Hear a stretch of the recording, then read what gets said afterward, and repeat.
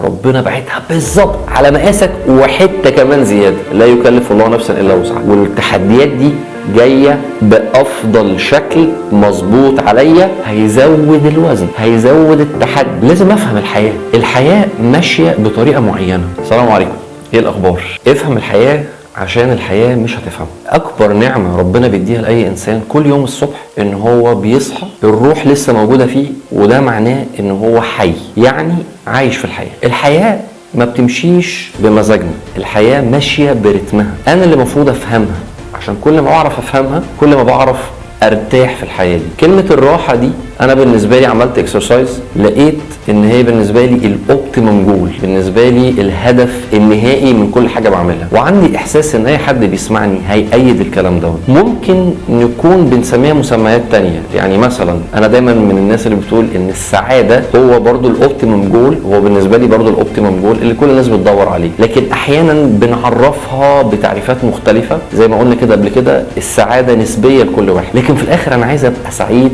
عايز ابقى مرتاح، عايز ابقى مبسوط. عشان اعرف انبسط، عشان اعرف ابقى سعيد، لازم افهم الحياه ماشيه بطريقه معينه. وبرضو مش هقدر ادعي ان انا شخصيا فاهم الحياه بنسبه 100%، ولا اي حد هيعرف يجي يقول لك الحياه هي عباره عن ايه وكل قواعدها عباره عن ايه، وكل واحد في الاخر بيشرح وجهه نظره وخبراته اللي شافها في حياته. احنا محتاجين بس نشوف المتفق عليه في الحياه ايه. اول حاجه من وجهه نظري ان احنا متفقين عليها في مفهوم الحياه، ان الحياه دايما فيها مشاكل او تحديات او الحاجات اللي احنا ما بنحبهاش. والحقيقه اخترت ان انا ابدا بالكلام ده النهارده ليه؟ لان اكتر حاجه احنا ما بنعرفش نتصرف فيها هي الامور اللي مش على ترتيبنا، اللي مش على هوانا، اللي مش على مزاجنا، ودي تقريبا كل يوم بتقابلنا وليها مستويات. بمعنى ايه؟ يعني ممكن يكون اللي النهارده مقابلك مش عاجبك قوي، حاجه بسيطه، نزلت لقيت الكاوتش العربيه مش مظبوط، حد من الاولاد مضايقك، العلاقه في الشغل مش احسن حاجه، الى ربنا يعافينا جميعا الى اصعب الامور اللي ممكن تقابلك في الحياه. التحديات عامله بالظبط زي الاوزان اللي احنا بنشيلها في الجيم. يعني الحياه بالنسبه لناس كتير عرفوها انها شبه الجيم ليه هدف واضح وصريح. الجيم عشان اقوي عضلات، انا رايح الجيم بهدف واضح، انا رايح عشان اقوي عضلاتي. في ناس تانية طبعا بتروح الجيم بتسوشيالايز وبتعمل حاجات تانية، وده برضو كويس، ولكن الهدف الرئيسي ان انا رايح اقوي عضلات. لو رحت البيرسونال ترينر وقلت له بعد اذنك ساعدني في ان انا عايز اقوي عضلاتي، على طول بيبدا يعمل ايه؟ بيدي لك اوزان تشيلها. الاوزان دي بتبدا الاول بتبقى على قد قدراتك ويمكن ازيد سنه. لو اقل من قدراتك يبقى هو ما فادكش، هو ما ساعدكش، هو ما قواش عضلاتك، فانت بتشيل وزن قد اللي تقدر تشيله وازيد سنه. ليه؟ لان الزياده سنه دي هي اللي هتخلي عضلاتك تتوجع، يعني بيحصل الام نتيجه تكسير في الغشاء بتاع العضلات، وده في الاخر هيؤدي الى تكوين عضله. البيرسونال ترينر دوت علشان هو عارف كويس قوي هو بيعمل ايه، عشان عارف كويس قوي ان هو انت جاي هنا عشان تقوي عضلاتك. اول ما الوزن ده بيبدا خلاص يبقى بالنسبه لك معتاد، الصح انه يبدا يعمل معاك ايه؟ انه هيزود الوزن، هيزود التحدي، هتبدا انت تتاقلم على الوزن الجديد، هتبدا ان انت تشيل الوزن الجديد مده معينه، ثم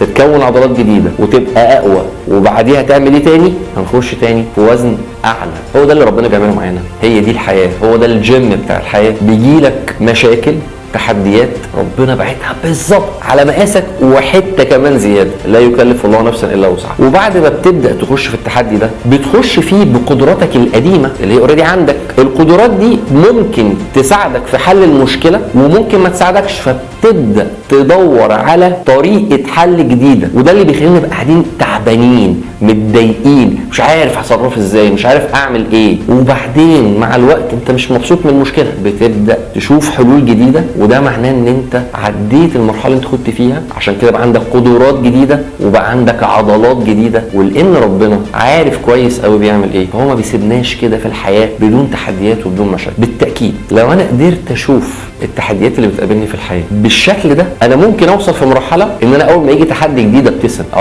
انا دلوقتي هتقوى، انا دلوقتي داخل على مرحله جديده. طبعا الموضوع ده مش سهل لما بنيجي نخش التحديات، احنا اكيد مش مكن هندوس على الزرار ونعمل كده، ولكن الاويرنس، الوعي بالنسبه لي اهم حاجه في الحياه. بيتغذى، بيتنمى، بيتربى بيزيد مع الوقت. بس بداية نظبط المفاهيم، نظبط الوعي، ان انا ابدا افهم ان ربنا مش عايز مني حاجة، ربنا مش عايز يعذبني، ربنا مش جايبني، انا اسف لكل حد عمال يعمم وينشر مفهوم ان ربنا جايبنا هنا عشان يضايقنا ونفسر بقى الايات بطريقه غلط ونفسر الكلام بطريقه غلط. ربنا جابنا هنا عشان يزودنا ويعلينا ويرقينا، ولذلك بيبعت لنا تحديات في الحياه في مختلف الجوانب، والتحديات دي جايه بافضل شكل مظبوط عليا. اللي بيجي لي مش بيجي لغيري، واللي بيجي لغيري مش بيجي لي انا. والهدف ايه؟ الهدف ان انا ابقى اقوى وارتقي في الحياه ديت عشان اعرف اوصل لاعلى الدرجات اللي ممكن اوصلها في الحياه دي.